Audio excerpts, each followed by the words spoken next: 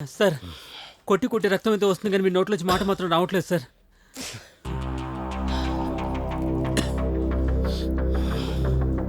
$100 కోట్ల డబ్బు ఎక్కడ దాచావు? ఎస్ఐ నితిన్ ఏం చేసావు? ఒక పోలీసుని టచ్ చేసావంటే నిన్ను వదిలే ప్రసక్తే లేదు. ఏసీపీ గారు మీతో ఒక విషయం చెప్పాలి. వింటున్నా, చెప్పు. రెస్ట్ కావాలి సార్. రెస్ట్ కావాలంటున్నాడంటే ఇంకొక ½ కోటింగ్ ఇస్తే మొత్తం చెప్పేస్తాడు సార్. మొత్తం చెప్పేస్తాడు. రెస్ట్ కావాలన్నది నాకు కాదు ఏసీపీ. పాప మిందాటి నుంచి మీ కానిస్టేబుల్ కొట్టి కొట్టి అల్లి సచ్చేటట్టు ఉన్నారు. వాళ్ళకి మీరిందాటి నుంచి నన్ను అరేబోరే అంటున్నా. మిమ్మల్ని గౌరవంగా ఏసీపీ గారు అనే పిలుస్తున్నాను. కారణం ఏంటో తెలుసా sir? I respect your position and qualification. Position and qualification చేసే దారుణాలన్నీ చేసేసి నువ్వు మంచోడు అని నమ్మించాలని చూస్తున్నావా? మీరు అనుకుంటున్నట్టుగా లోపల ఉన్న వాళ్ళందరూ నేరస్తులు కాదు, బయట ఉన్న వాళ్ళందరూ పత్తిత్తులు కాదు. ఇది తెలుసుకోండి.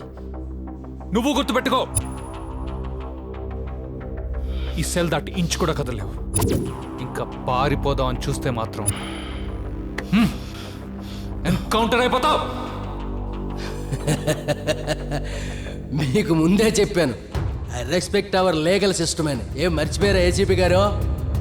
మీరే నన్ను స్టేషన్ నుంచి రెడ్ కార్పెట్ వేసి పంపిస్తారు గౌరవంగా. అప్పుడు వెళ్తాను. అప్పటిదాకా ఇక్కడే. ఎస్ఐ లాస్ట్ నోన్ లొకేషన్ పీకే ఇంటి దగ్గర చూపిస్తుంది. తను చేసిన లాస్ట్ ఫోన్ కాల్ కూడా పీకేకే. మరి ఎస్ఐ నితిన్ ఏమైనట్టు? శివ సార్, మన ఎస్ఐ నితిన్ మిస్ అయింది April 11th రోజు. ఆ రోజు నుంచి మన ఏరియాలో ఎక్కడెక్కడ అన్ఐడెంటిఫైడ్ డెడ్ బాడీస్ ఉన్నాయో లిస్ట్ కావాలి. Okay okay sir.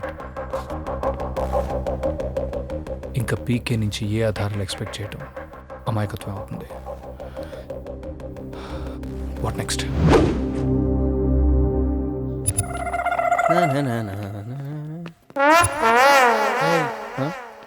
చూసావా కాయ కచోరే మనకి. అరే మామ, నాకు 3 కచోరీలు కావాలరా. మూటిగా అని చూస్తే తీగలు తెంపిస్తున్నట్టు ఉన్నాడు. మీ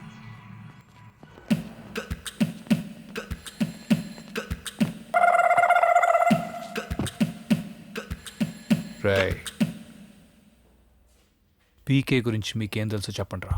సార్, పీక్ అయితే మా ఫ్రెండే కానీ ఆ డబ్బు గురించి ఆ దొంగతనం గురించి మాకు తెలియదు సార్. అవును సార్, మాకేం తెలియదు సార్. ఆడైనా అలాంటి పని చేసేవాడు కాదు సార్. మా వాడు చాలా మంచోడు సార్. దొంగతనం గురించి మిమ్మల్ని ఇక్కడ పిలిచానని ఎవరు చెప్పాడు రా? అంటే పోలీస్ స్టేషన్ ఊరికనే పిల్లరు కదండి. అవును సార్.